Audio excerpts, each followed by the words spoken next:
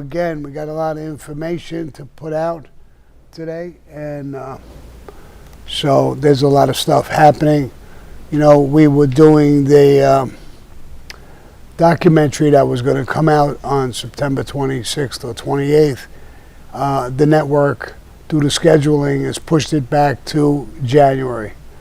We were a little disappointed, but in actuality, it works out better in our plans, but we didn't think about that, so it's in January now. And we were doing an interview with Sean Atwood, so that interview will be pushed back as well. We were trying to make it come out at the same time. There's a few other things. Anna, help me out here. What? Yeah, absolutely. It's so hilarious because nobody believes over in UK that Sean's actually going to talk to you and Gerard. They don't believe him. Yeah, well, we will, and the only thing that's pushing it back is this delay until January. But we'll do it, and I think it'll be a great interview. Yeah, a great interview you spent with some NBC guys here that were at the Trump rally with you and Sheriff Joe. Yeah, I did a big show with NBC. It was supposed to be local here in Arizona after a football game or something like that. Mm-hmm. They took back, I did it with my son, Gerard, and they took it back to their place, and their bosses looked at it and said, we want to do, it's great content, and we want to make it a national story, I think, is what they're talking about. So that's going to wait a little while before it comes out as well. We're working hard on this new Patreon program that we're putting together. There'll be a couple of different levels, 3 different levels, and we're going to have a lot of content come out on that. We're planning all different kinds of things, and one of them is going to be I'm having a meeting with, doing an actual interview with Joe Arpaio. That's going to be very interesting. I met him at the Trump rally, and we talked.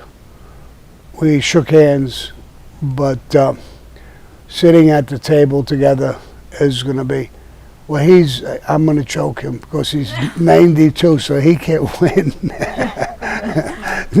No, it'll be a good, he was rough in the prison department, and I had a rough time.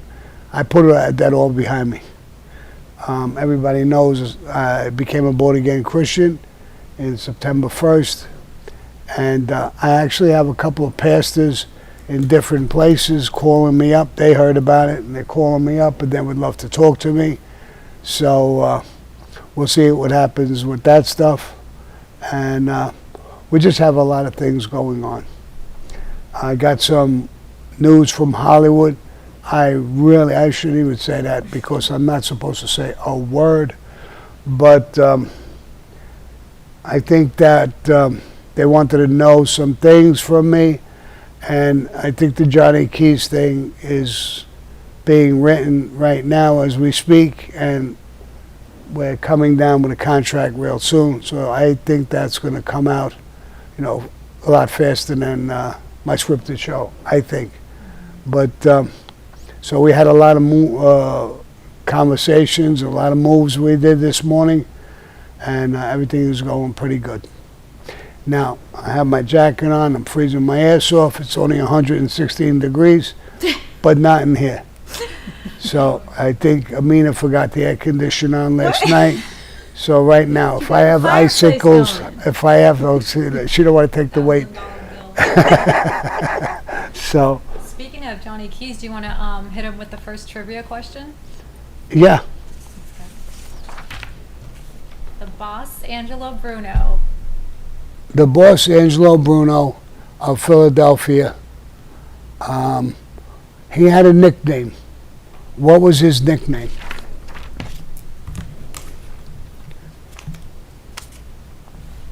Oh, God just says you're freezing? It is cold in there. The air conditioner is on, so I'm not actually freezing. I mean, I said you have a fireplace right next to you. I know. A fireplace. You're a funny guy. I mean. 116 degrees outside. It's I'm really freezing. hot. Oh, we got Ah. What happened? nothing. The guesses are coming in. The answers are coming in.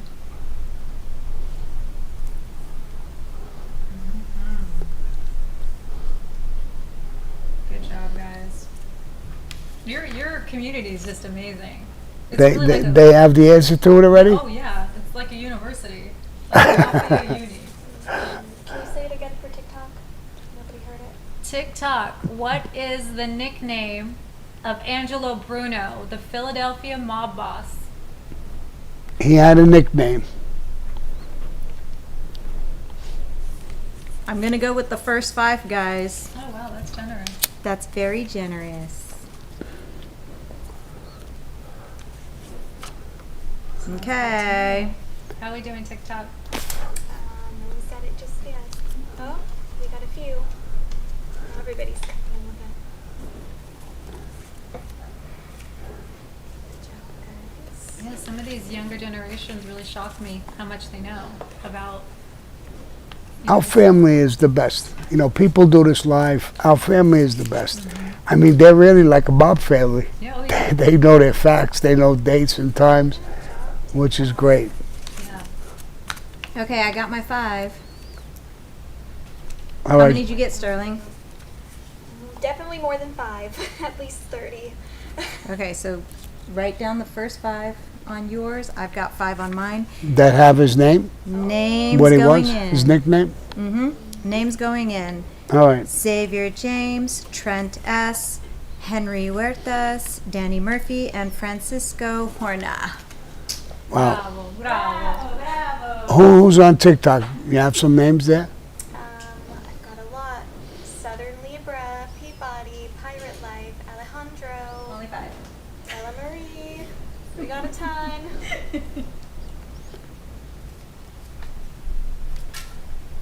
In the meantime, Sammy, your new drop on soft white underbelly, pretty damn good. It's really up there. Yeah. What is it? About 125,000, something Yeah. like that? Oh yeah. Yeah. So soft white underbelly. I did a few of them now. I got about 3 or 4 of them I did there, and he's putting them out, some of them this month. I think the one with Johnny Keys is coming out this month. Yeah. And then the one with my friend, me and Joe Vitale, when we got shot together in the car. So those are coming out as well. Mark's a great guy. Yeah, oh, he's a great guy. I mean, he really is a good guy. I have a great time with him. There's a restaurant. He tells me all the great restaurants. We go for breakfast in the morning. He really is a great guy. I got to really like him a lot. You know, when you do an interview with him, he does all kinds of things to help you and make you comfortable. Most places you can't smoke. He says he makes me smoke. He wants me to smoke because he says you're more comfortable in that atmosphere, and I allow it. Then I'll make the people clean it. But he's a good guy all the way around, and he's very comfortable to do an interview with. He don't talk much, but that's his style. He don't ask questions back and forth. He just lets you talk. Boss man, you ready for some shout outs and questions from 2 Well, weeks ago? Should I give the answer to that? Oh, of course, yes. Everybody. Okay. What's the answer, boss? The gentle Don. So for those of you that got that, all of your names are in the nice little jar over there. And we have 2 more questions before the end of the hour, so. So, you want to go back to the questions? Go ahead. Yep. So you guys, I know we missed last week, so sorry about that. We were traveling, but let's give a couple of quick shout outs. Sammy, you remember Ed and Linda, right? Yes. Okay, they went on vacation, they came back, they wish you well, they brought gifts, so they'll be giving that out to you soon, so Oh. they wrote in for that. I personally want to give a shout out to Leanna from Texas on Southwest Airlines. We had such a hell of a time trying to change Sammy's flight because he got extended, and Leanna was an absolute sweetheart. So, Leanna, good job, girl. Can you give a shout out to Anthony Murphy, the Murphy brothers from Birmingham in the UK? Stevie and Anthony. They're big fans of yours. Stevie, Anthony, Murphy. Murphy Yeah, brothers. The Murphy brothers. Sounds like a gang to me. Girl. All right. Let's see. Let's jump into these. So Matthew Watson, no question. He just has a comment. Sammy, you truly made it out of that life. A star at political rallies, Hollywood knocking on your door. Keep being a boss. Love from the UK. Thank you so much, brother.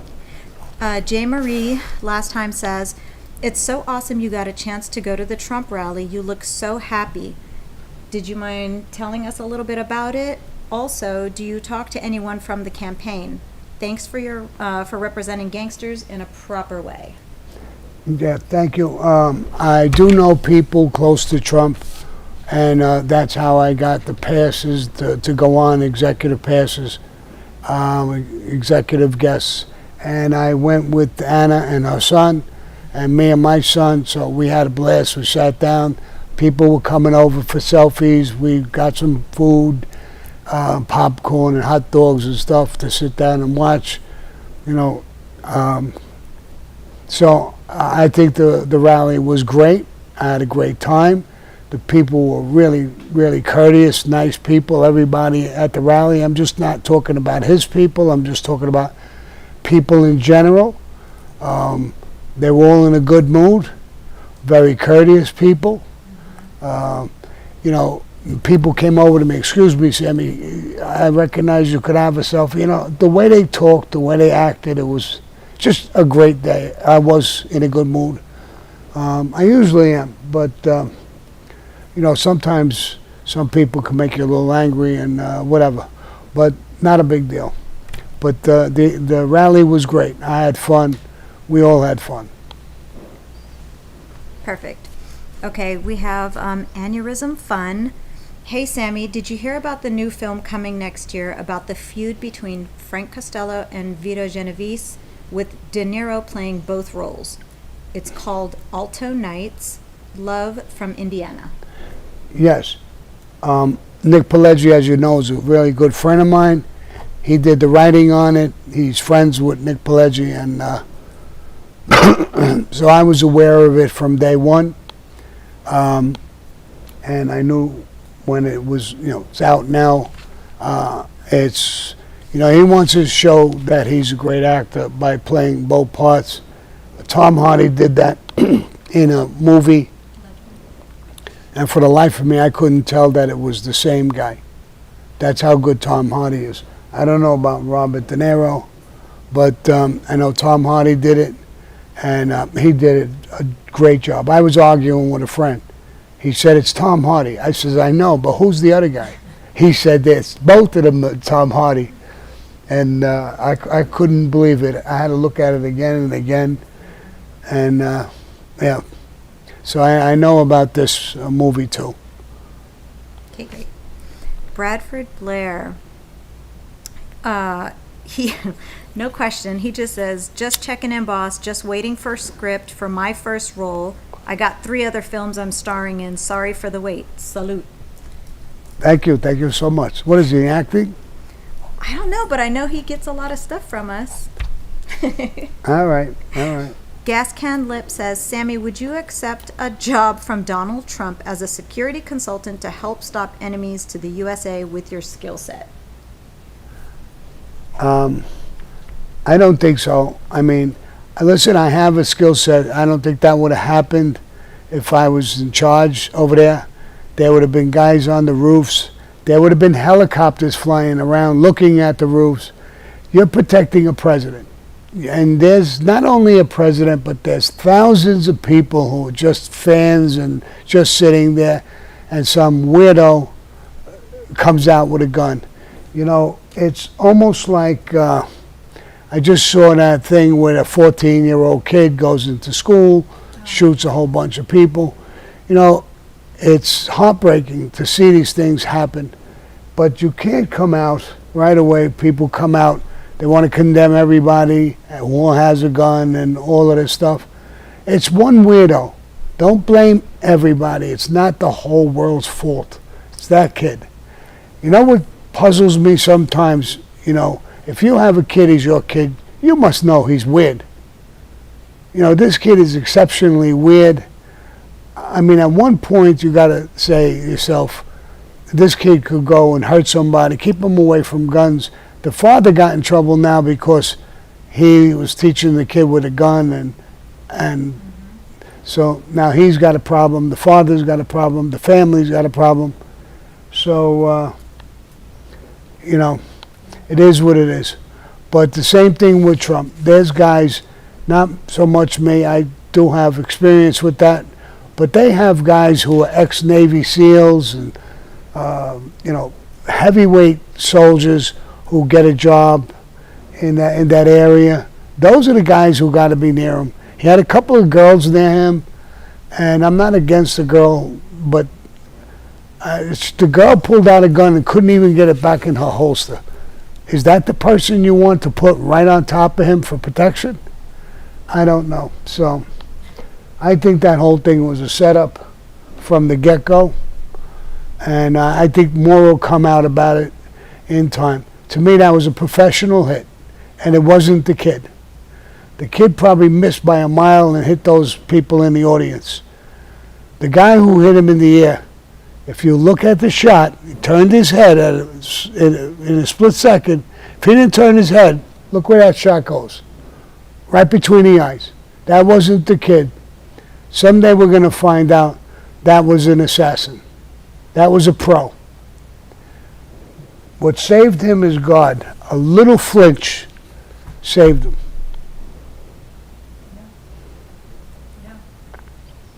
Ready for your next question? What? Ready for the next question? I'm ready. El Gato says, Salute, Sammy. Who was the most treacherous in Cosa Nostra? I believe Roy DeMayo's got to take the cake. I mean, he really was exceptionally dangerous. Like I said a lot of times, when you become a serial killer and you're killing people for nothing, I mean, you got to take the cake. You got the award. You're a serial killer. You're the most dangerous, and you're a piece of shit. You're hurting innocent people, and you're hurting even street guys who don't deserve to get hit. Sometimes you break the rules, you get hit. That's part of the life. But when you're hitting people, this is a guy who wakes up in the morning. And I'll tell you a little story about him that I know. One day, he's in his house, and he looks out, there's a car parked in front of his house. And the guy walks back to the house, to the car, and opens up his trunk, and he's going in the trunk for something. Roy DeMayo right away thinks, oh, he's going for a gun. And he gets a gun, and he stands near the doorway. The guy comes up, there's a tussle at the door. I think the guy runs a little way, he kills him, he gets him. The guy was a fucking salesman. And he killed him. So this is how sick this guy is. I mean, he's a salesman. He's coming with a box to sell something. And he killed him. So this is a guy, his whole mentality is so fucked up. If you thought something, maybe you have a gun on you, put it on the side, but you're going to kill the guy before you even know what he is? I don't know. Did Charles Caniglia, the one that kept the souvenirs, he was different though, right? He only killed on order, or did he ever kill innocent? I don't know, but he's another guy who killed a lot of people. He kept souvenirs, like if you were wearing an earring and he killed you, you take the earring, you hide it. Souvenirs. Again, that's another, somebody who lost their mind. I don't know if all of his hits were on orders, but he supposedly did a lot of work. He did a lot of weird shit. He actually got made. I was there the night he got made. We were in a basement. John Gotti called me over. He had come in, Charlie Koenig, and he says, Sammy, look at this guy. And I said, what? He had a ring on every single finger, even his thumbs. So he says, this ain't a biker event. Tell them to go get them fucking rings off. And I went over, I said, Charlie, it's a big day for you, bro. Take all them rings off. You want to leave one ring on your finger? Get them all off your finger. You can't get made like that. And he took, but I mean, just what kind of mentality would do that? Walk in there with 5 rings on each finger. It's just, it's, you know, you could start to see that the guy is not all there. You know, guys were coming in with a suit, white shirt, a tie. That's the way you go to a ceremony. Not like that. So, and then through the years, he never came in really close. I met him once or twice, but I never knew him personally. But I heard the stories I heard, he was literally on the side. His brother was a good man. His brother was a tough guy, did a lot of work, but a good guy. It wasn't a fucking mental case. This kid was. Okay. Marshall G says, do you think made guys nowadays are rooting for Trump? God bless you, boss. I'll tell you the truth. I think that, yeah, I think they are. I'll tell you why. Street guys, they know when somebody's doing a good job or a bad job. They know when people are lying. They seem to be against the Democratic Party. And because they know how to steal, they know how to rob, and they see these guys doing exactly what we would do, but on a tremendous scale. You know, the mafia does things, we take a little bite of here, a little bite there, a little bite here, but we don't cripple the whole society. It's not our mentality. These people are so vicious, they don't care about anybody. Black, white, Hispanic, men, women, children, older people, they don't care about anybody. It's just power and greed. And whoever suffers, they can care less. So, you know, so I think a lot of mob guys see that. I've seen my friend Michael Francesa on an interview. He's calling it out. Anthony Reggiano's calling it out. We see it. We're not even talking to each other, and we're calling it out the same way. So we see it. We've done it on a very small scale. You know, years ago, we would put some money in an envelope, some cash under the table. That was a bribe. Today, they're making laws. They're telling us to go buy electric cars. It's good for the environment. It's good for the air quality. It's good for all these bullshit things. And they are buying the stocks.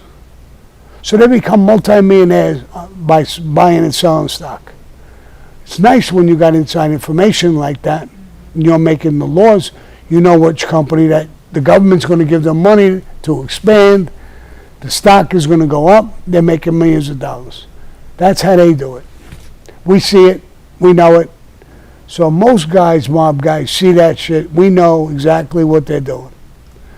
And so I would imagine, you know, Trump could be a lot of things, whatever you want to, however you feel about him. I think he's a good guy. But I look at his policies. His policies are good. They help the country. They help everybody. They're trying to say he's a racist. I think he's done more for black people than anybody ever, including Barack Obama. Not even close. And I think now I see there's a lot of black people who believe in what I'm saying. So they're not fools. You can tell them you're going to give them this, that, and the other thing. They get in, and then they just forget about you. So, yeah, let's go on now. All right. I don't want to get too involved in politics yet, right Yeah. away. Timothy O'Reilly asks, how did you mentally cope with prison? With who? Prison. Prison. Prison's not a hard thing to cope with in a way. You know, it's the loss of freedom, going home. I can't stand to be told things, what to do, when to eat, when to sleep, when to go to the bathroom. Yeah, that's really bothers me. There's a lot of guys in prison doing time. None of them like it. There's weirdos in there. But Mostly, you can get along with guys. If you mind your business and you don't act like an asshole or a punk, you can, get by. But losing your freedom, visits with your family, seeing them, people in your family, if you're doing a long bit, wind up dying. I mean, this is really bad. The food is shit. Medical is shit. You get sick in prison, you're in trouble. I mean, they try to take care of you, but let's face it. Here's a doctor making $50,000 a year. On the street, he could be making $250,000, $300,000, $400,000 a year. Why the fuck would he want to work in a prison for $50,000, $60,000 a year? So you're getting the worst of the worst in prison on every end. Okay, last question. Grass Patch wants to know, hey Sammy, why did the chin get Frankie whacked? What was the reasoning behind it? And also, if you could take back one hit, what would it be besides the Johnny Keys hit? Now, chin what? With Frankie Depp? Yeah, he said, why did he get Frankie whacked? Oh, Frankie the Chico, not Yeah. Frankie Depp. No, Frankie, yeah. Frankie the Chico. Chico. They were planning to hit all of us. John Gotti, Frankie the Chico, me.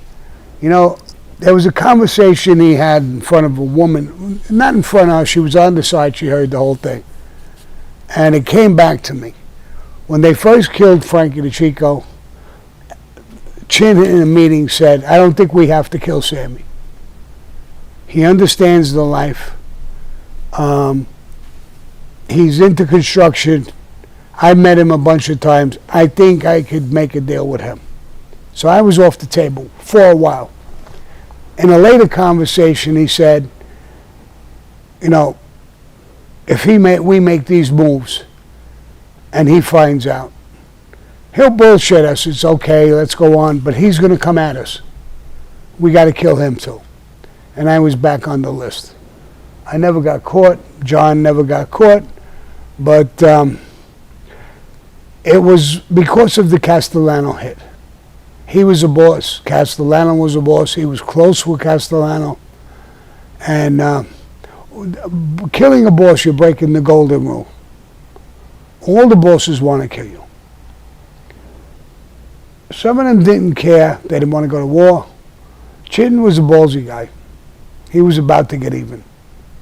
And, me and Frankie were going in that car together.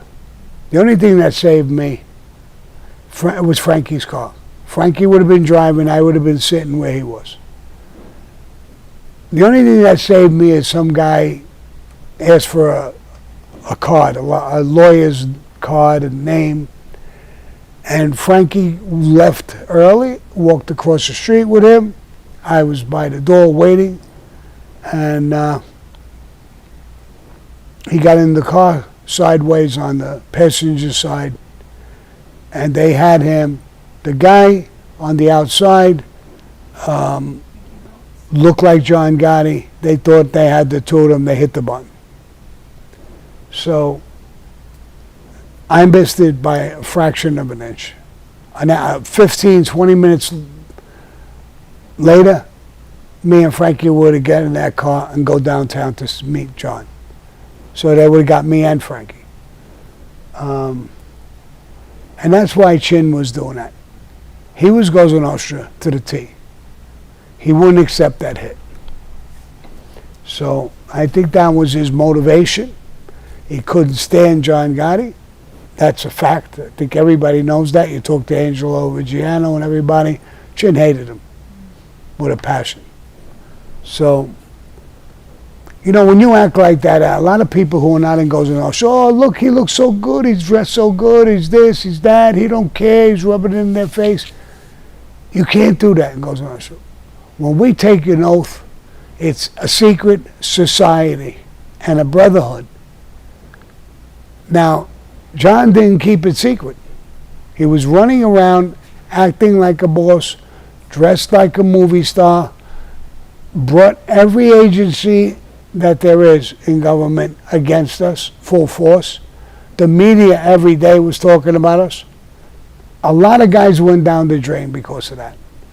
Then their tapes, Angelo Ruggiero's tapes, John's tapes in the room, killed us altogether. And so that's where it's at with that. Okay. Didn't that Pape guy, the one that did the bomb, kind of the bomb, that they thought that Gotti was Frankie Hart's. The Frankie Hart's. Frankie Hart's was the guy who asked for the card. He was a main guy in the Lucchese family. And they gave him a hard time. They almost killed him because they were mad, yes, Pipe and Vic Amuso, that he was there. That he's the guy they thought was John Gotti. He had the same height, built, salt and pepper hair, and the guy hit the button. Want to do another question? Yeah, sure. What was the name of Sammy's restaurant out here in Arizona? Scottsdale.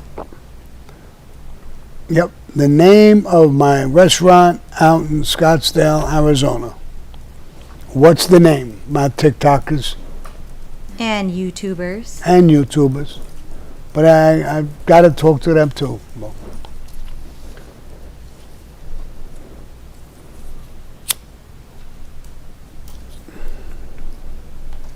one.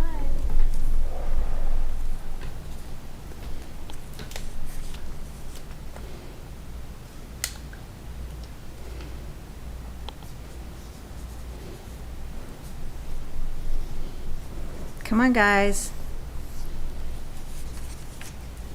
Amina's like a teacher / mom in the studio.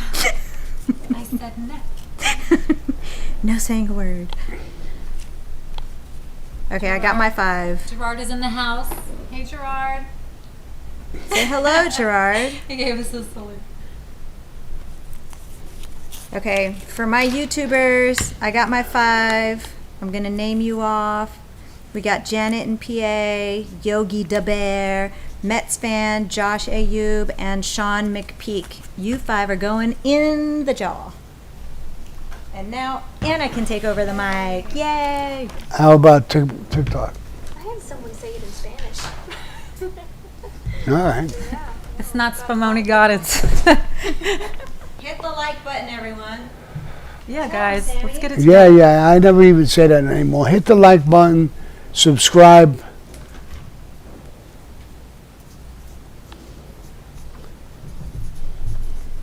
Sammy in the super chat. Lisa, acting fun for Lions. We love her. Hey, Sammy and crew, how are you guys doing? We're doing good. We're doing pretty good. We were away for a few days in California. We came back. I came back as a born-again Christian.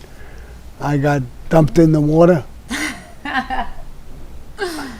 You know, the pastor said he had his hand on my chest and a hand on my back. And he said, "Are you ready, Sammy?" I said, "Yeah." But to see these guys I took down, 2 of them got guns. If I don't come up in 30 seconds, it's over for you. And he busted out laughing. His pastor's a great guy. Yeah. So we had laughs with it, Great and sense we of did humor. it. Yeah, yeah. So, do we have people there? Me too. I'm picking the first 5. Awesome. Sterling's just grabbing the All TikTok. right, so she's got 5 too. TikTokers. A little more than 5, but we're choosing 5. Go. All Okay, right. you want to give the answer, Sam? Yeah. The restaurant we had out here in Scottsdale, Arizona, was Uncle Sal's. Uncle Sal's Italian restaurant. My son, Gerard, ran the joint. He was a chef in there. He was great. He did some schooling. He got out of school, and he was cooking. And my niece's boyfriend was cooking too. He just, you know, when you first come out of school, you go in and you make pasta, and that's all you make. And then later on, you start going to meatballs and doing other things. So I had told my wife, I said, they'll never learn like that. It'll take forever to learn. Let's get a restaurant, and they could jump in, run the place, Gerard and his partner, and they could cook everything. And they'll get better quicker. Yeah. And we did that. And the place turned out great. My son is a great cook Yeah. and a great chef. And What was your favorite thing to cook, Gerard, on the menu? The meneco? The Sunday gravy, the sauce, what was it? Just chicken franchise, Chicken franchise, chicken marsala? There you go. And he made a great sauce. Getting hungry. Matter of fact, at one point, he was going to actually bottle the sauce and sell it. Somebody came to him with an idea about it. Yeah. He almost did that. He might do that in the future, who knows. But, That'd be great. yeah, he made a great sauce. People would comment about it all the time. And I ate there all the time, too, so it was really good. Not because it's my son, but it was really good. Yeah. If it was shit, I would turn around and I wouldn't even mention it anymore. But it was really, really You good. just eat it and this is great. Yeah, say, what restaurant? All right. Cold Sketcher Sammy wants to know, can you please explain the rivalry between Joe Bonanno and Carlo Gambino? Yeah, that's a little bit before my time, but I do know parts of it. Joe Bonanno reached out to someone in another family, and he wanted to become the boss of bosses. He had a conversation with, I think it was Tommy Lucchese, and the two of them were planning to kill the other bosses and take over everything. And the plan backfired. It came out, and they had a problem with it. There was the time where they said that Joe Bonanno got kidnapped. That story's not true. He went on the lam. His son, Salvatore Billy Bonanno, was the gunzier of his family. He got shot. They tried to kill him. He survived it. That brought Joe Bonanno back. And he had a meeting with the commission. And he begged for his son's life and his own. They said, if you move out of New York, get out. They threw him out of New York. He moved to Arizona with his son, and he stayed there the entire time. He never came back. Tommy Lucchese, I don't know what happened to him, but that was the beef. They tried to do a power play. It didn't work. And like I said, he was on the lam for quite a while. People said he was kidnapped. That was just a story to cover the fact that he was on the run. And they got the son and shot him. He was not an outsider. He was a gunzier of the family. And he was a little mouthy. And they didn't like him. And they shot him. They went to kill him and shot him, and it didn't work. And he wrote a book after. I read the book. I thought it was pretty good. I remember going to Paul's house once, and he had the book. They were going to use it in a commission case or something like that. So Paul said he gave up our secret society in this book, admitting that there's a Cosa Nostra, admitting he was a boss, admitting all these things. Now, he told me, Sammy, I'm going to send you down here. Could you take him out? And I said, I was never to Arizona. I don't know him. I saw him once in my life when I was a kid. But yeah, if I know where he is, what he looks like, yeah, I could kill him. In the conversation, thank God, he turned around and said, you know what, Sammy? That's the Bonanno people's problem. Let them kill him. Forget what I told you. So I was on it and then off it right away. Same conversation. But I know that Paul was mad at him. So I would imagine other bosses were mad at him as well. Not only for a potential coup that he was working on, but writing the book as well. I know people personally in his family. I know his grandson. He's a friend of mine. He lived across the street from my daughter. When I got out of prison, I went to my daughter's house. I lived there. And I saw his car and his plate, Bonanno. I got to know him, and even my parole officer told me, "Do you know who's living across the street?" I said, "Yeah, I know the kid." And she told me that, "Do you know that that's Bonanno's grandson?" Yeah, I guess so. But he's a kid. He's a lot younger than me. And he was a nice kid. And now I know his granddaughter. He had a couple of wives, so it's a little confusing. And I was going to do an interview with her. What was her name? I think Betty, right? Betty, yeah. Yeah, Betty Bonanno. And that's his daughter, through another wife. Two different kids, through two different wives. And actually, I think they were Billy Bonanno's kids. So Joe Bonanno was their grandfather. And but he seemed all right. I mean,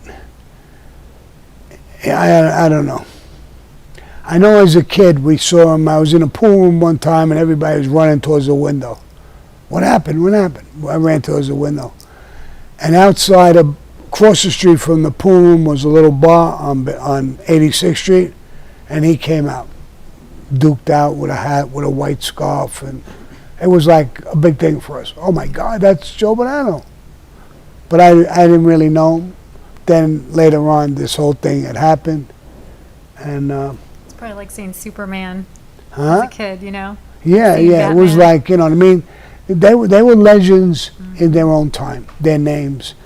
And to us kids growing up, that was like, my God, it's like the President of the United States coming out. So, Well, Mark wants to know, Sammy, did you ever meet Angelo Bruno in person? no. No, I never met him in person. I had no contact, no anything with him up until the war, when he was killed. And a war broke out. I can't say the whole story, but it boiled down to one side, Nicky Scarfo, the other side was Johnny Keys. And he was a powerhouse, as Johnny Keys. The 5 families in New York were on Nicky Scarfo's side. It actually started with another guy, Phil the Chicken Man Tester, but he got blown up and killed, and then it was on Nicky Scarfo. And they called it the impossible hit. Johnny Keys had 50 hits under his belt, very smart, cunning, very dangerous, and he had about 30 guys with him. And they were starting to kill each other. And they couldn't kill him. I wound up getting that hit. The rest, I'll say, my movie comes out, you'll see this movie, the entire movie. They're working on it now as we speak. I had a phone call this morning asking me different questions about different situations in it. And so the movie is hopefully being worked on now. Absolutely. Thank you, Sammy. Ryan N. wants to know, Sammy, was the Irishman movie an accurate flick besides the hits? I don't, had some accurate stuff. To me, it wasn't as accurate as it should be. I wasn't a fan of it. My friend Nick wrote it. But I really wasn't a fan of it. I don't think it happened exactly that way. Now, sometimes Hollywood could do whatever they want to do.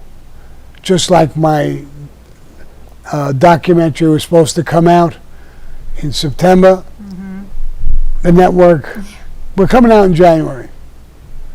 Okay. We both teams. There's 2 different companies. My company in Cialis in England. We worked on it together.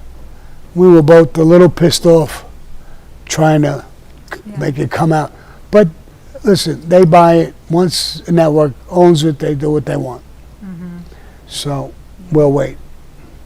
So the network might have got into that movie we were talking about and maybe made some changes. You know, they make changes and they do things, and you don't have too much, Yeah. clout to do anything about it. Yeah. So, And it's as simple as programming, and timing and slots open. Yeah. And so I mean, I understand they buy it. They have a whole, host of things that they're doing, so they could do what they want. They didn't do it to hurt anybody. And when we looked at it, it actually is better timing for me. Coming out in January is better than next week. yeah. Yeah. So I'm more ready for it. Yeah. But Giovanni wants to know in the super chat, why didn't the mob ever do a commission hit on Whitey Bulger? Whitey Bulger was a piece of shit. It didn't even matter a commission hit. Anybody could have hit him. He wasn't even a May guy. He was an informant his entire life. The government gave him carte blanche. He could do whatever he wants, kill people, do whatever he wants, as long as he was giving up Italian mobsters. And he did that constantly. And I'll show you what kind of guy Whitey Bulger was. He had a girlfriend. She had a young daughter. I think she was 16 years old. He was having an affair with her now, as well. And then he passed her around to his guys. And when she really was getting uncomfortable, she was thinking of going and telling her mother or whatever, he killed her. So he was nothing more than a piece of shit degenerate. And it's easy to be a tough guy when you got the FBI in your back pocket and they're allowing you to do hits. They're giving you information. They're doing all kinds of things. The FBI guys got pinched and they went to prison over him. That's right. So it's a true story. It's not a hypothetical or somebody told me or something like that. There's agents who got pinched and went away. But that's why I don't think the commission, he wasn't a flea on their ass. And they didn't even know him. The guys out of town knew him, and those are the guys he was hurting. I don't think the commission even knew about him being alive. Did you ever see Johnny Depp play him in Black Mass? Yes. What do you Yes. think of Johnny Depp's portrayal of him? He looks completely different. But Johnny Depp I think he's a great actor, and I think he did a pretty good job. I happen to like him, and he did a good job.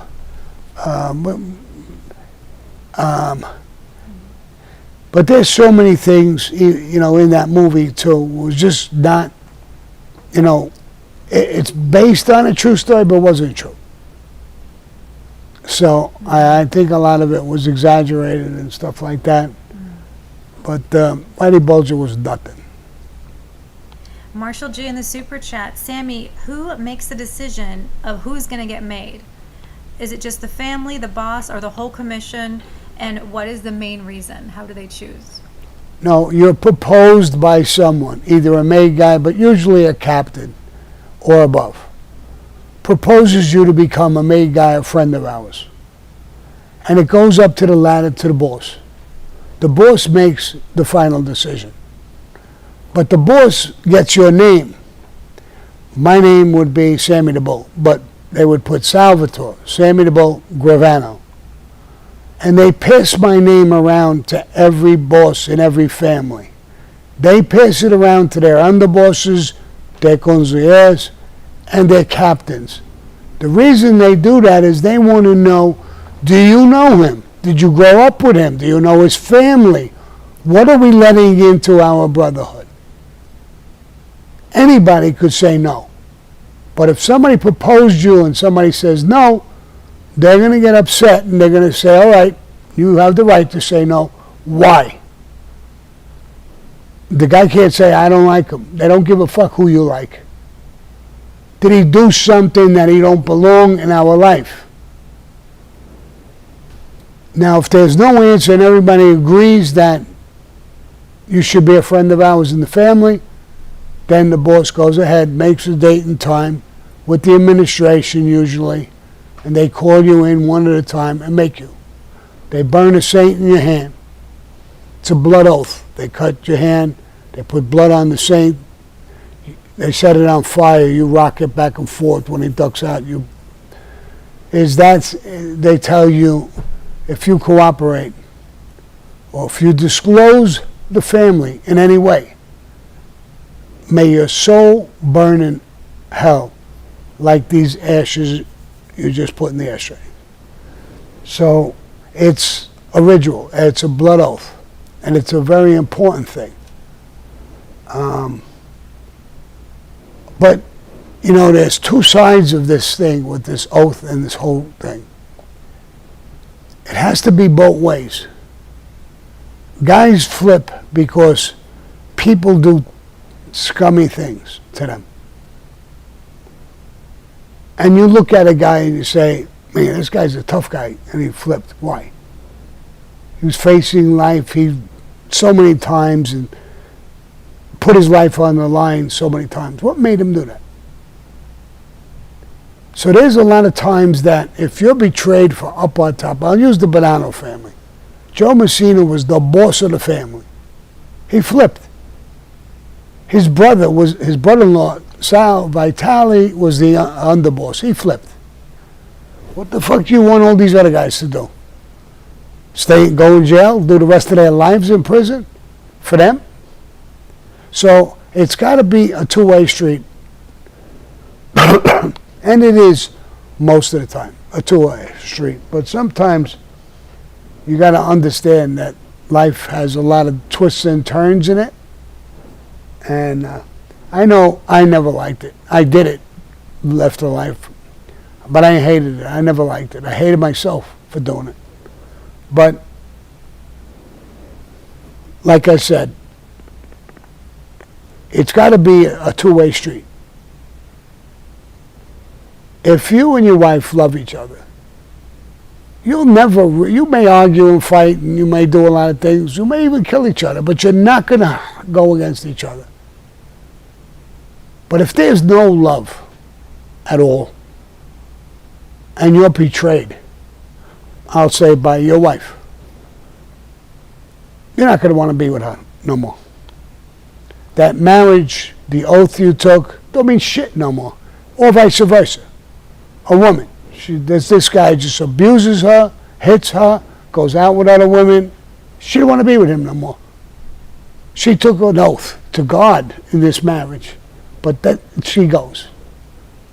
So most of the time, it stands strong, the oath, because they're dealing with strong men. Passing his name around, they know everybody. They know your mother, your father, your sisters, your brothers, who their boyfriends are, who their wives are. They want to know everything. Did you ever have cops in the family? Or a million questions. So see some of these movies, like where you watch the movie where the guy's a cop, he's undercover, and he's sitting down with guys and he's hanging out with them. And that's true, that really happened. But how do you sit with a guy and you start talking about robberies and diamonds and this? You don't know nothing about him. Where did he come from, planet Mars? So I would ask somebody right away, if a guy came around me, hey bro, yeah, I hear a lot of good things about you. Where'd you go to school? You're about my age. Where'd you go to school? Who's your mom? Who's your dad? Who's your friends? You grew up with people, you got to have friends. You don't want to ask none of those questions? Then you deserve what you got. You brought this undercover guy in and he's fucking destroying your whole family. You deserve that. And the same thing, like, I don't want to keep going back to John Gotti, but I will. You took an oath. You know the life. We don't exist to the rest of the world. We exist to each other. when you're walking around like that, flaunting it all over the place, you're breaking the oath. He's not a rat. I don't want to label him that. He's not. Never was. But sometimes your actions could be 10 times worse than any rat who ever lived. So there's a lot to the life. There's a lot. There's a book. The book is big to read and understand the life. It's got to be coming from your heart. And when you're in trouble, you're going to face a lot of time. You know that going in. And but there's all kinds of things. I'll give another example. I did time with a guy named Fat Cat Nichols, a black guy. Toughest bastard you ever want to meet. He was in this next cell next to me.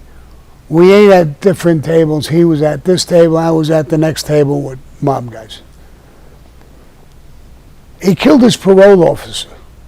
They took him to trial. He lost. He got life without parole. Stood up. You're in his crew. You're part of his family. You got to love the guy. His mother was controlling. They have these spots where they sell their drugs. So now he's in jail. The mother is controlling those spots. There's guys go beat her up and take the spots. He's in jail, doing life. Another one or two guys are fucking his wife. How much you want to put a guy through to stand up? Then they ask him from prison, they want to kill a cop who's parked in front of a house protecting some witness. He says, no, absolutely not. They did it anyway. And they did kill the cop. The cop's brother was an FBI agent. Made it even 10 times worse. And they pinched him, Fat Cat. He said no. He had nothing to do with it. And now he's facing the death penalty. And he's flipped. And you call him a rat. Now, you can call him whatever you want. I was in prison with him. He was a tough bastard. In prison, he gets busted with a guy named White Boy Rick. They're doing stuff on the street from prison with White Boy Rick's father. And they get pinched again. Fat Cat, White Boy Rick's father. And he turns around and he says, no more. I quit. Fuck the life. And becomes an informant. That's his only way out of prison. So you can call him whatever you want to call him. When he gets caught, they move him from a witness unit that he was in to Clinton prison. Tough prison. With a label. You're a rat. He took over the whole fucking prison. Everybody feared him in that prison. So it's hard for me that I knew him good to call him a rat with all that other stuff that comes in. It's easy for a lot of people could say it. Live in this man's shoes. Go through that. See how long you'll stand up. See how many years you'll stay until you drop dead in prison. Knowing all of this happened. So the life has a lot of twists and turns. It's not just as simple as a guy flipping, staying strong. I stayed strong my whole life. I was betrayed. I felt people say bullshit about me. I don't give a fuck what they say. But it broke me. I said, fuck the life, fuck John Gotti, and I quit. Almost like Fat Cat. So. Alpha in the super chat wants to know, Sammy, would you ever sit down with Trump? Yeah, I would. I would sit down with him. I think I could be a fairly good advisor to him. I'm going to tell you something he's not going to like. I hope you don't hear this, but I would tell Trump this. Change 2 words in your vocabulary. You keep saying, I did this. Me, I, me. People hate that. It's like you're a braggart. Even though you did those good things. Change those 2 words to us and we. We did this. It was us. Give credit to the rest of the people who voted you in and who loved you. You'll win by landslides. And it comes to his security, I would tell him, bro, listen to me, bro. Let me take care of your security. Make me something in your group there, and let me take care of your security. And you'll never get whacked. And if they gotta whack you, they gotta whack me, because I'll be right in fucking front of you. So, yeah, I would like to have a meeting with him. There's things he's done that I like. There's things he didn't do, that he did that I didn't like. But all his policies when he was the president, I can't find one policy that's bad. He wanted to close the border. We want to leave the border open now. Fentanyl is coming into this country. I know this for a fact. 100,000 kids a year dying. I know that for a fact. And you want me to like Joe Biden more than Trump or Kamala Harris? I would need to have my fucking head examined. Everybody that I know is feeling this crunch. I am sometimes myself. So that didn't happen. I was paying $2 and change, I think it was $2.10 a gallon of gas. Then it went to $4, $5, $6. It went to $8, $9 when I was in California a couple of times. I'm supposed to like that? Not him. I mean, he's done so many good things as a president. He's smart, he's cunning, he's shrewd, he's smart. And I think he can handle the country. Now look what he did overseas. Everybody, he's going to go to war. He was there 4 years. Mm-hmm. It was never so. We're close to war now. Right. If you look at all these things in the news media, we're really close. He didn't do that. We didn't even come close. He went to Korea and walked across the fucking line. He got shot. He was raising his hand. Yeah. He made peace everywhere. He made, when he left, well, what country was that? Afghanistan or one of them countries he left, where they left, mm-hmm. and everybody, 14 soldiers were killed. Mm-hmm.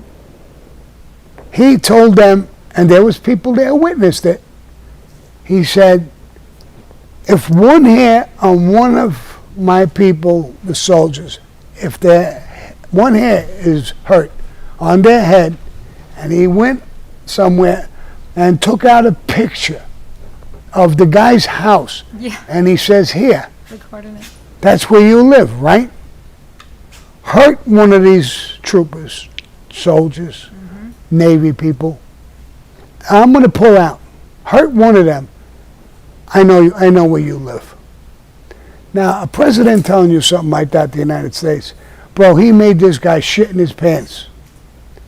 Biden got in, pulled everybody out. We left billions of dollars worth of equipment, and 14 fucking soldiers died for no reason. Mm-hmm. So, do I love the guy? I love what he did. Yeah. I love things like that.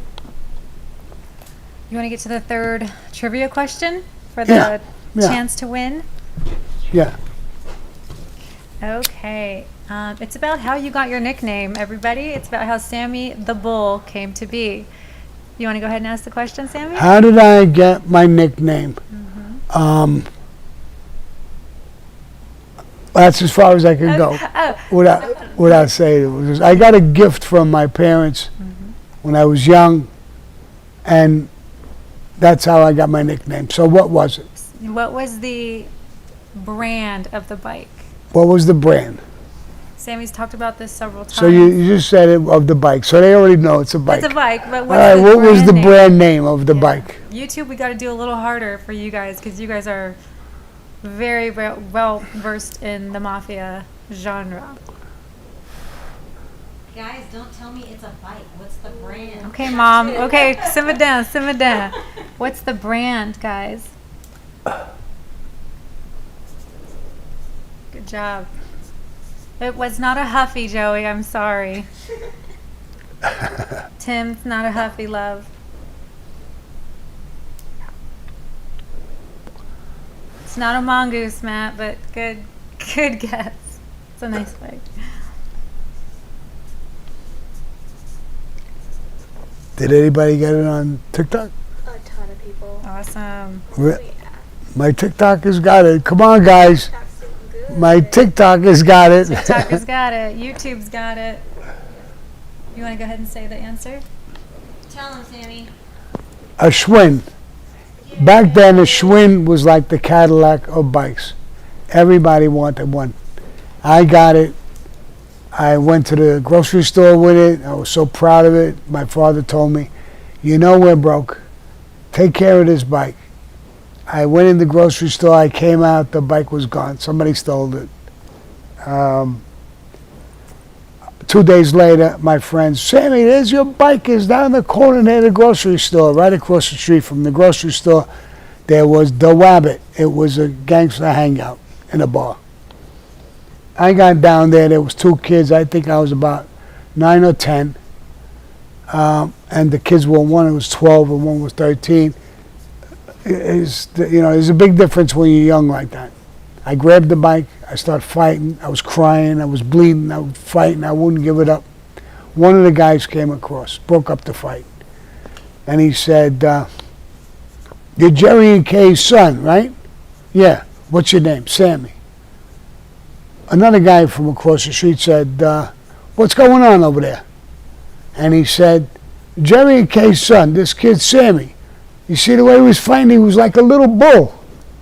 That stuck like glue, everybody. And I hated it in the beginning because everybody was teasing me about being Sammy the Bull. And then eventually cops would look for me and look for Sammy the Bull. Newspapers picked it up and was there. Until today, I live with it. That's my middle name, Sammy the Bull Gravano. So Nice. I'm stuck with it. I like it now. Here are the people that got it. We got Sean McPeak, Mike Sudar, Pirate Greg, Draven 5682, acting for Fun Lions, and Janet and PA. You guys are going in the job. Yeah, and once in a while I would lie. A beautiful woman would ask me, how'd you get that nickname, the Bull? And I would tell them, one time I made love to a girl and she called me a bull. Like you want to find out? Yeah. Yeah, no one said tricycle. But I couldn't help but laugh at it myself, so they knew I was bullshitting. Hilarious. Jay Marie, your buddy Jay Marie. Boss, have you seen Fargo season 4? If not, I highly recommend it. It's a straight gangster story about a black mob versus the Italian mob. The writing is good and the acting is good. Chris Rock plays the boss. Check it out. What's the name of it? Fargo. Fargo? Fargo season 4. I'm going to watch it. Thank you. Thank you, Jay Marie. I'm definitely going to watch it. Pizza Dave in the super chat. Sammy, did you ever hang out at the Golden Gate Motor Inn on Knapp Street? Any stories? It finally closed in 2010. I owned the restaurant in there, in the Golden Gate. That's the place I had the restaurant, and I came in with my crew there, and there was this deaf and dumb girl dancing on the dance floor. We had a band there. We had entertainment. We had a whole restaurant there. I had that for quite a few years. I had a piece of it. I ran the restaurant. Not that I ran it. Somebody else cooked. We had cooks and chefs and everything else, but it was my joint for a while. Yeah, so I had that for quite a while. And I'm glad because a lot of times I tell the story about that place, and I forgot the name of it. And you just say, you go to the gate, that's the name, and it's on Knapp Street. Yes, I used to go there all the time. We had that. If you go back, I don't know how far this guy goes back, but if you go back, yeah, we had it. Had the pool in the back, had about 120 rooms. It was a fancy place, and it was a great place. Wow. Great question, Pizza Dave. Huh? I'm showing TikTok. Oh, I was going to say I can't reach. No. J.B. Weld would love to know, with a very generous envelope for you, Sammy, is there anything you can say about the Joseph Gallo, Paul's first consigliere? Did you meet him? Any stories? Joe Gallo, he was the consigliere of the family under Carlo Gambino, and I knew him. He was to me, he was a very meek guy. I don't know. He wasn't very well respected, as far as I saw. Of course, he was in a very powerful position, so I guess he was. I didn't know him that way, and but he was there for a very long time, and he was under, I think, Carlo Gambino first, and swung over right until Paul was the boss. So he was there for quite a long time. I believe he got pinched at one time. You can check that out. What am I talking about? No, wait a minute. Joe Gallo, he's the guy who betrayed Paul. He's the guy, I replaced him. He was part of the hit, but he never came with his crew. He never came to do anything. He said, when you take him out, I'll be on your side. We didn't like it. That's a true betrayer. And I became a captain right away. Shortly after becoming a captain, before Frankie was killed, I believe John and Frankie made me the acting consigliere of the family. So he was still the consigliere, but he was on his side, and he had a case. He had a case with Joe Piney. And I had made Big Louie taking my position. I can't have two positions. So I was the acting consigliere, and I made Big Louie the captain, taking over my crew. Soon as they went into jail, John sent him a message, Sammy's very important to us. I'm going to take you down, and I'm making him the official consigliere. And I became the official consigliere. And then I believe Frankie was killed. And then we went on, and then later on I became the underboss of the family. So, yeah, that's exact. When you said Joe Gallo, right away my mind went to the Colombo family, where it was the Gallo War. Joe Gallo was the crazy Joe Gallo, Right. and his brother Larry Gallo. I thought of that. That's why now we're saying I know I was wrong, what I was saying. So, yeah. I didn't know him that well, but he was pretty meek. When we were doing it, he was, a betrayer, but very shaky ground. And he wasn't liked by, tremendously liked by me. I don't know him, so I didn't dislike him either. But John didn't like him. Frankie didn't like him. He wasn't trusted by us, our team. Louis Melito did the same thing. 1 foot in and 1 foot out. If you guys win, I'm on your side. If they win, I'm on their side. You can't do that. You got to make a decision. You're either on my side or his side. Simple. So he was the guy who was playing the fence too. And like I said, Louis Melito mostly got killed for that same reason. He played the fence. Thank you, Sammy. Gas Can Lip with a historical ancient aliens conspiracy theory kind of question. Sammy, do you think there is an ancient city or ancient ruins from a far supreme old world civilization below New York City that the government is hiding? I don't know anything about that. I mean, there's a lot of things, there's a lot of theories. I heard a lot of theories, and a lot of them made sense. They go by those pyramid things. I watched one today, and they said they broke it down to the engineering. Either they were very smart back then because the engineering is phenomenal. Engineers of this day and age can't figure out how they did that. They have rocks that are in it. It's square stones that they cut out of the rocks that weigh tons and tons and tons. We would have trouble now, they were saying this morning, I watched it, to move this rock. That's how heavy it is.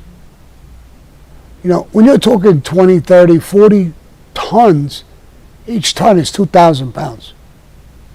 So you're talking 80, 90, 100,000 pounds. Back then when they built these things, they didn't have no equipment. How did they get it up there? How did they build it? Then they said, what's really, really crazy is they started popping up all over the place. Egypt, this place, that place. Who the fuck was doing that? Was it people from outer space? And in the carvings all the time you see the people and they're going like this. They're pointing up. Now either they were very religious and they believed in God. It was before Jesus, so it wasn't Jesus, so it would be they believed in God or a spaceship or whoever it was from outer space. Now, is that possible? With all the evidence, the way you look at things that are impossible, it's impossible to pick up that stone with equipment. I don't give a shit if you have 100,000 people on ropes pulling it up. I don't know how they would get it up. And the people who are doing the show, they don't understand how it's done. TikTok says it was because Sammy told them to. That's how they did it. Either that or we got 200 Mexicans and they did it. Mexicans are great workers. Anna's Mexican, so she's laughing as soon as I said that. Muchos más trabajar, por favor. Sí. So, I don't know. There's all kinds of possibilities. I always believed in God. Right now I believe in Jesus and God. I always believed in Jesus too. He was there. He was alive. You can't deny it. And so I don't know. They could move mountains. God and Jesus could do miracles. It was done. There's no secret about it. It's in books. It's all over the place. They've created miracles. Now, could it have been God? That's what it was? Could it have been spaceships? I just don't know. I don't know. I guess you can look at it either way. I think it would be more God helping these people survive. You made them, you put them here, and I think under your power, God, gave them the way to do this. Or he did it himself. He parted rivers. He did so many things. He's predicted in Bibles so many things that came true. So God is easier to believe, and Jesus more than Martians, for me. Yeah. But I guess you could believe whatever you want to believe. Yeah. In the Bible, Sammy, it talks about we wrestle with not flesh or blood, but of unseen. That's the spiritual warfare they're talking about. Like, we don't see it, but we know it's there. We feel it. Maybe there's the remnants left over from it, things like that. Right, whatever. Yeah. I mean, so I don't know. So it's really hard to tell. Wild. So that's my answer to that.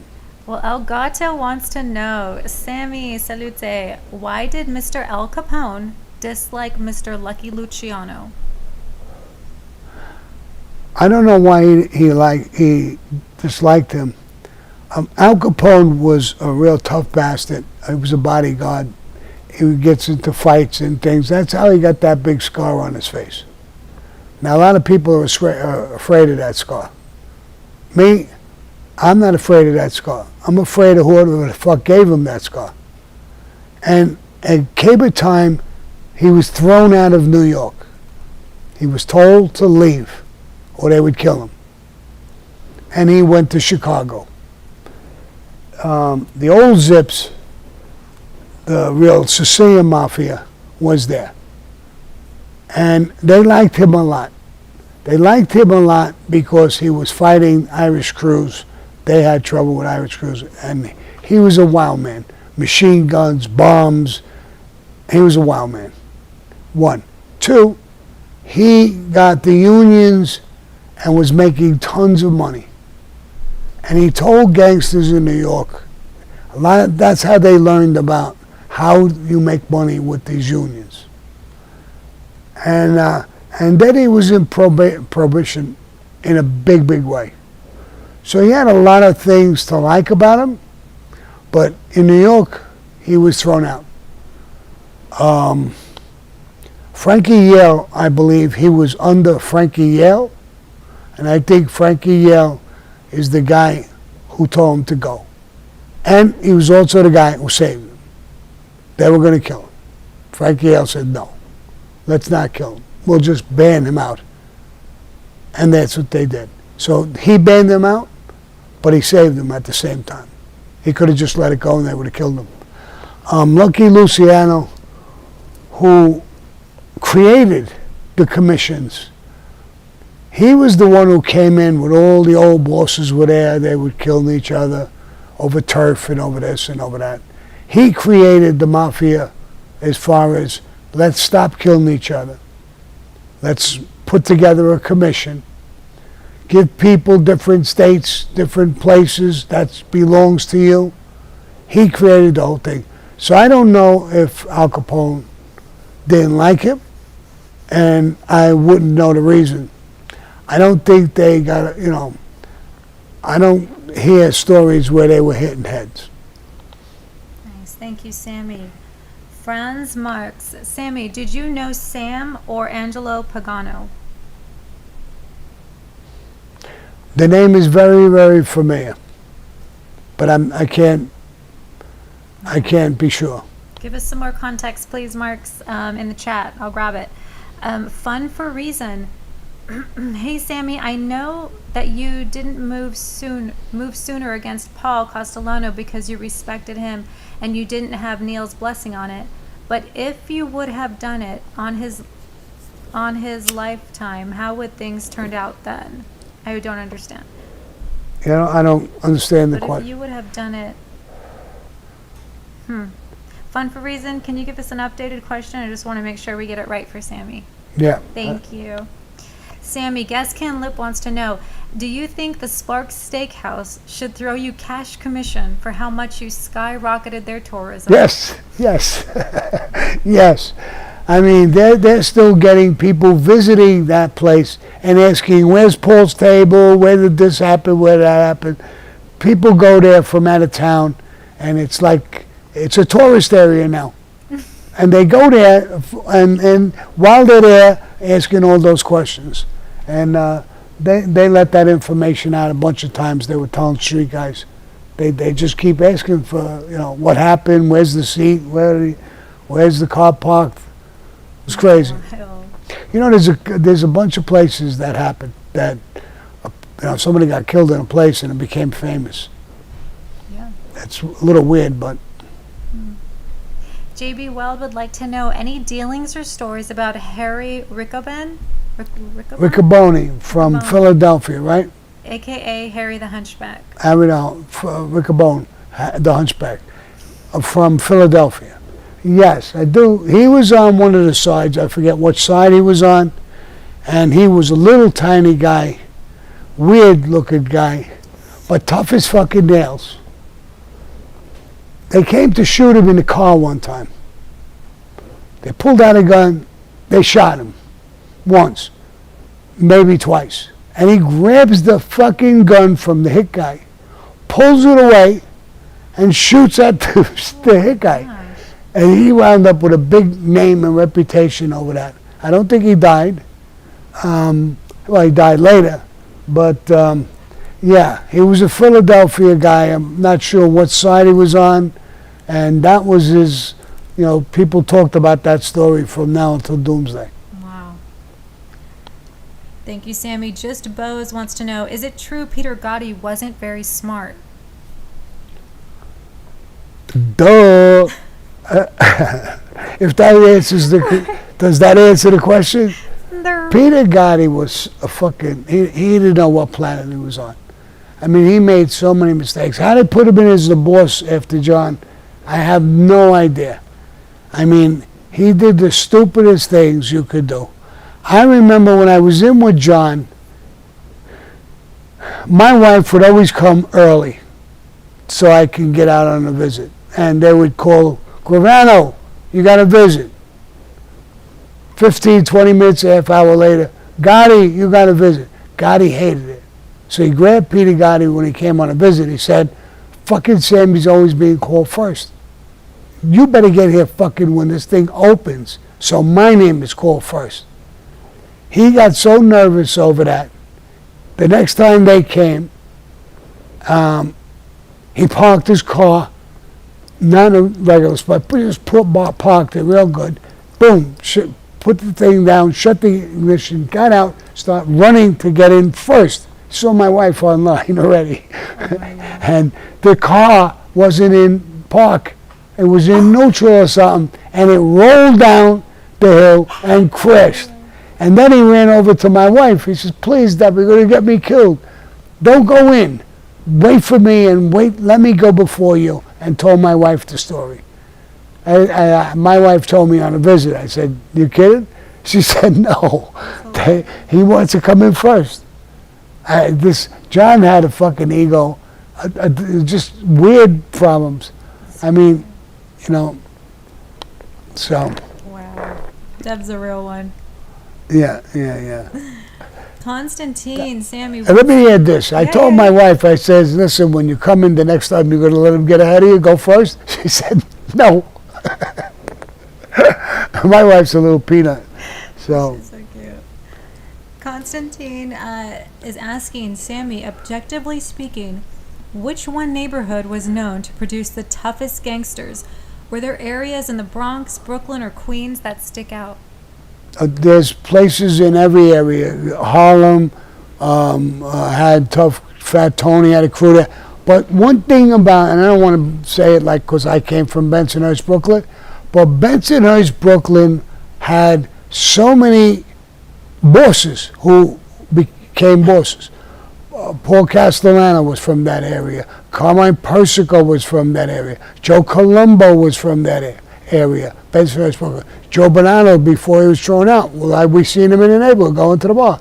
He was from there. So many of them.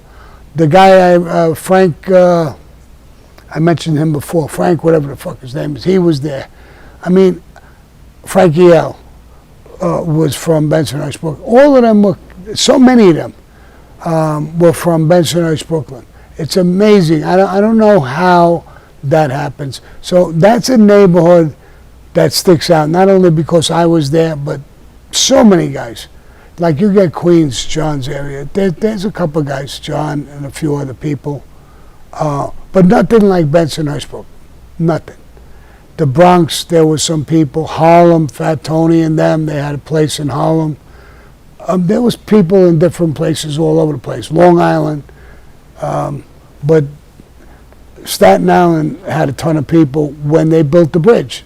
I go back before the bridge, so once they built the bridge, everybody, even me, we moved there. It was like we think we're going to the country. We moved over the bridge to live in Staten Island. Firemen, cops, and gangsters infested Staten Island. Everybody thought they were going to move away. So, but Bensonhurst, Brooklyn had bosses from there. One after the other, after the other, after the other. Wow. Thank you, Sammy. Eddie Fernbaum has a few questions for you. Who was your most trusted associate, and who was your least trusted associate? So everybody I had with me as an associate was trusted. You couldn't be around me if I didn't trust you. The life was too dangerous. I always knew that. So they were all trusted. And it basically worked out. But there's guys who made bad moves, broke rules, did things, and got killed. Michael the Bat, Nicky Cowboy. Our rule without doing drugs was a very high rule for me. I told guys point blank, right to their face. Nicky Cowboy brought crack after he was told, right to his face. I know you fuck around with drugs. I know you drink a little too much. And you live up to that fucking name, Cowboy, when you drink. You're always in trouble. Slow down. You could drink, but slow down on your drinking and don't do drugs. He brought in crack cocaine, which was way back then in the early stages of it, and he gave it to Michael the Bat, and two of them became crackheads. And I had to wind up killing the two of them. But after that, Sammy, Peruta, everybody. Louis made a terrible move. I didn't kill him, but he just did some stupid shit while the war was just about to start. Played two sides. And the least favorite, I don't know if I had a least favorite. If I had a least favorite, I wouldn't allow him around me, or I would chase him. Before he got into my crew. Once you got into my crew, then you knew our secrets. You got to abide by our rules. Mm-hmm. And the only other way out is we're going to kill you. If you don't abide by those rules, you betray us, or you do something crazy that, Mm-hmm. So I didn't have a least favorite. I had most favorites. Sammy was a most favorite to me. The old man Peruta was an old man favorite to me. But they all had their place. They all did things. They all would spend weekends, months, up in my farm with my family and me. They would come up for the weekend and stay there for a month. Wow. With their families, with their wives, with their kids.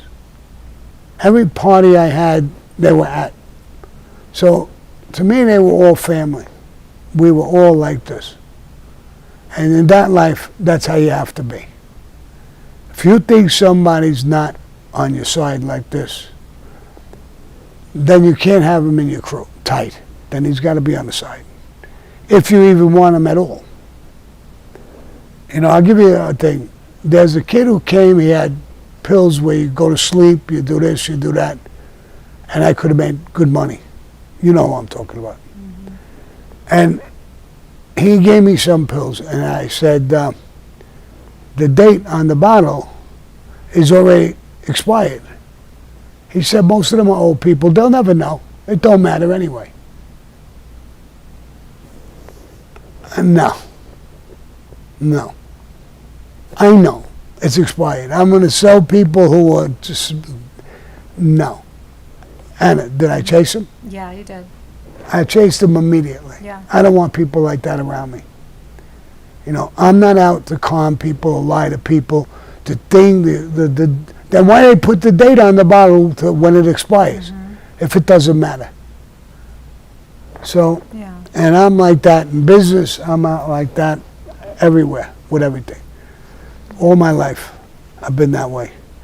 And if you bring people around you who are going to betray you, beat you, lie to you, sooner or later they're going to hurt you.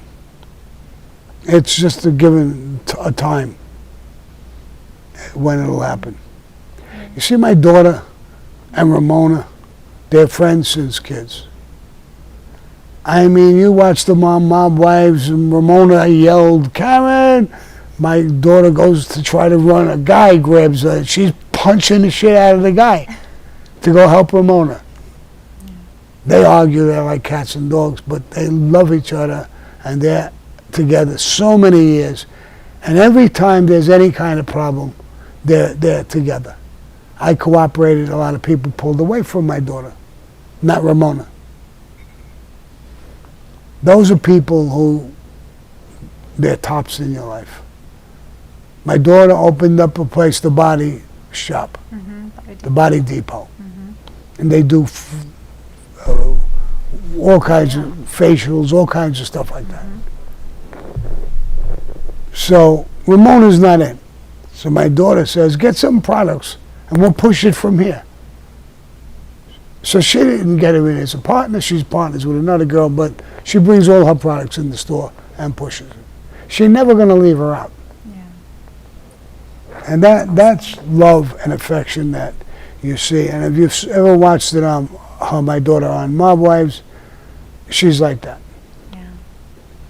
So that's important.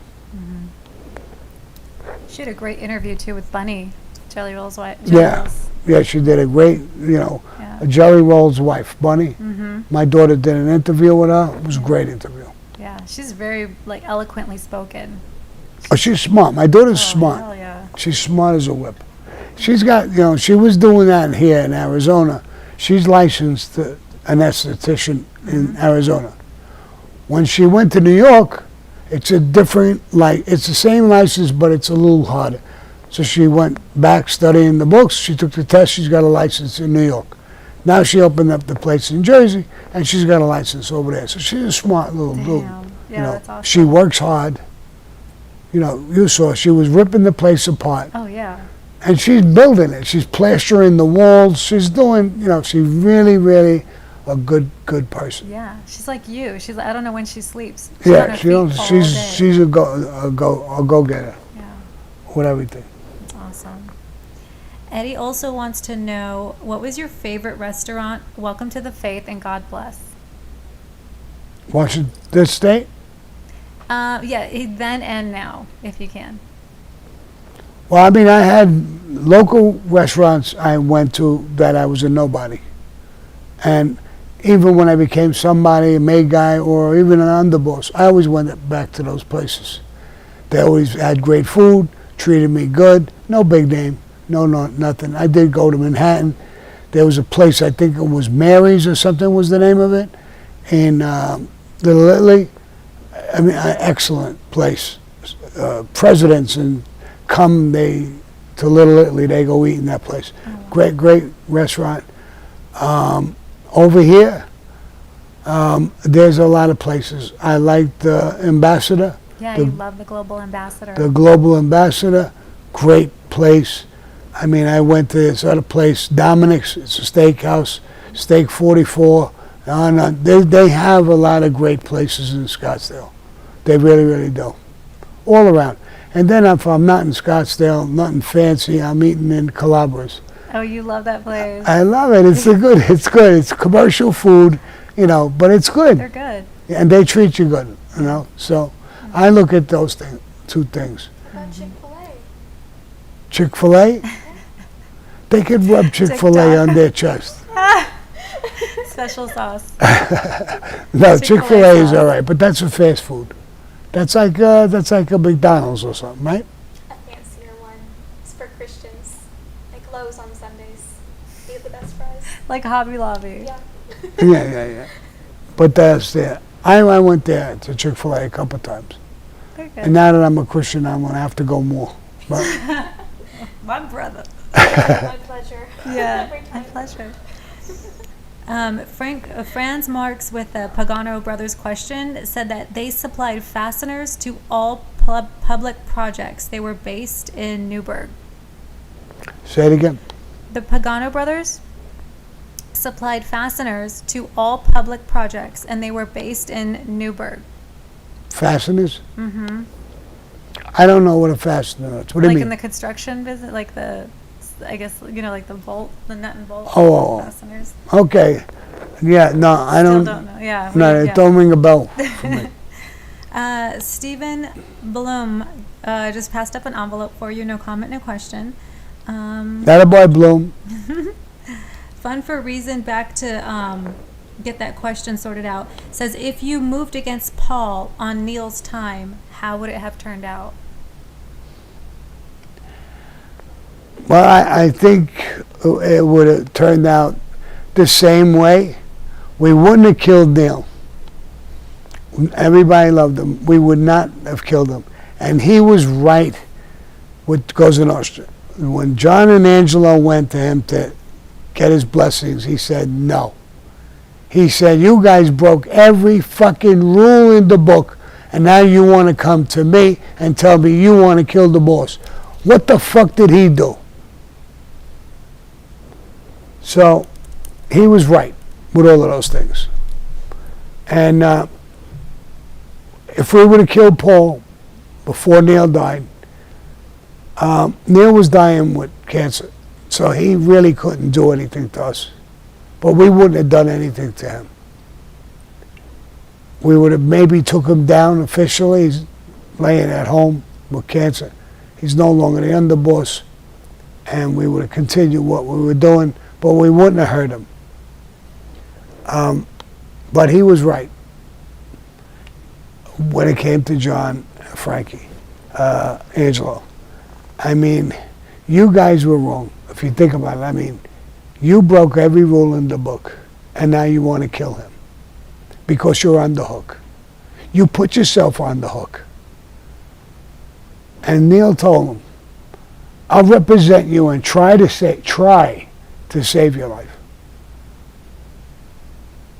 He's giving respect to the boss. And he says, if you're not happy with that, run. Run away. But of course, there was too many of us. It was already in motion. Yeah. It wasn't going to stop. And then when he died, Paul didn't go to the funeral. Tommy Bellotti didn't go. Everybody got mad.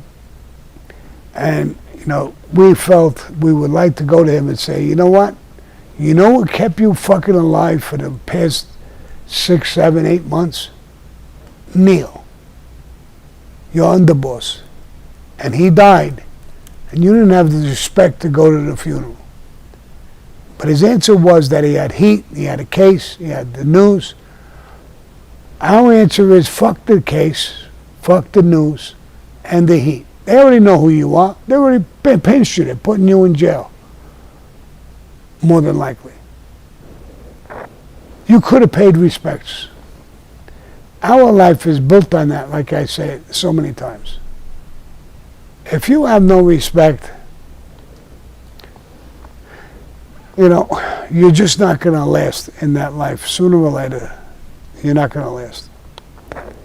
Well, we're almost at the 2-hour mark, Sammy. We did have a very nice envelope coming in from Betty Ann, and she wants to say, it's pumpkin spice season. Kiss, kiss, kiss. It is, Betty Ann. Love this girl. She's a champion. She's a good girl, and I appreciate it. And I'm going to wrap it up. But before I wrap it up, Betty Ann, Buck sends his regards.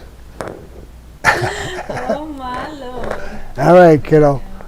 Bye-bye. And now, born again Christian, I can't say that what I normally say. So I got to think of something else. So it's peace and love.